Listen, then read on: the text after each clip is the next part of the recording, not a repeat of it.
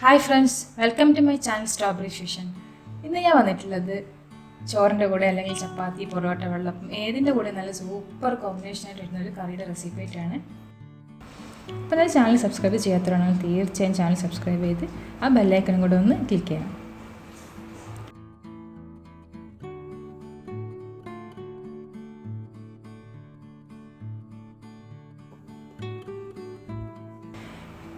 ഞാനിവിടെ 2 medium size നല്ല പഴുത്ത തക്കാളി എടുത്തിട്ടുണ്ട്. അത് നമുക്കിവിടെ ആദ്യം കട്ട് ചെയ്യാം. തക്കാളി എടുക്കുമ്പോൾ നമ്മൾ ശ്രദ്ധിക്കുക, നല്ല പഴുത്ത തക്കാളി ആയിരിക്കണം. അതേപോലെ നമ്മൾ വഴറ്റി വരുമ്പോൾ നന്നായിട്ട് ഉടയുന്ന ടൈപ്പ് തക്കാളി ആയിരിക്കണം. പിന്നെ ഒരു 4 പച്ചമുളക് എടുത്തിട്ടുണ്ട്. നമ്മളിവിടെ എരിവിന് ആവശ്യത്തിന് പച്ചമുളക് ചേർക്കുന്നത്, വേറെ ഒരു പൗഡറും നമ്മൾ ചേർക്കുന്നില്ല. ഇനി നമുക്കൊരു പാൻ അടുപ്പിലേക്ക് വെച്ചിട്ട് അതിലേക്ക് 2 ടേബിൾ സ്പൂൺ ഓയിൽ ഒഴിച്ച് കൊടുക്കാം. അതിലേക്ക് 1 ടേബിൾ സ്പൂൺ കടുക് ചേർത്ത് കൊടുക്കാം. കടുക് ചേർക്കുമ്പോൾ ശ്രദ്ധിക്കുക, കടുക് നമ്മളൊരു ഇത്തിരി കൂടുതൽ ചേർക്കണം.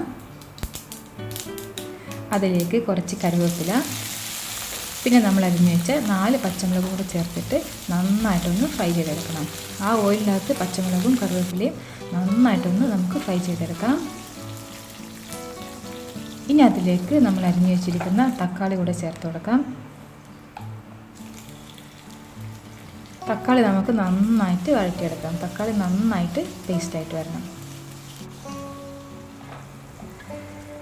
ഇപ്പോൾ തക്കാളി നന്നായി പേസ്റ്റായി വന്നിട്ടുണ്ട്. ഇനി നമുക്കിതിലേക്ക് ആവശ്യത്തിനുള്ള ഉപ്പും കൂടെ ചേർത്ത് കൊടുക്കാം. ഇതേപോലെ നന്നായി പേസ്റ്റായി വരുന്ന തക്കാളി എടുത്താൽ മാത്രം നമ്മുടെ കറിക്ക് നല്ല ടേസ്റ്റ് ഉണ്ടാവുള്ളൂ. ഉടയാത്ത ടൈപ്പ് തക്കാളി ഒരിക്കലും നിങ്ങൾ ഈ കറി ഉണ്ടാക്കാൻ വേണ്ടി എടുക്കരുത്. ഇനി ലാസ്റ്റായിട്ട് നമുക്ക് ചേർക്കാനുള്ളത് 1 കപ്പ് തേങ്ങാപ്പാലാണ്. തക്കാളി നന്നായി ഉടഞ്ഞതിന് ശേഷം മാത്രം നമ്മളിതിലേക്ക് തേങ്ങാപ്പാൽ ചേർക്കാൻ പാടുള്ളൂ.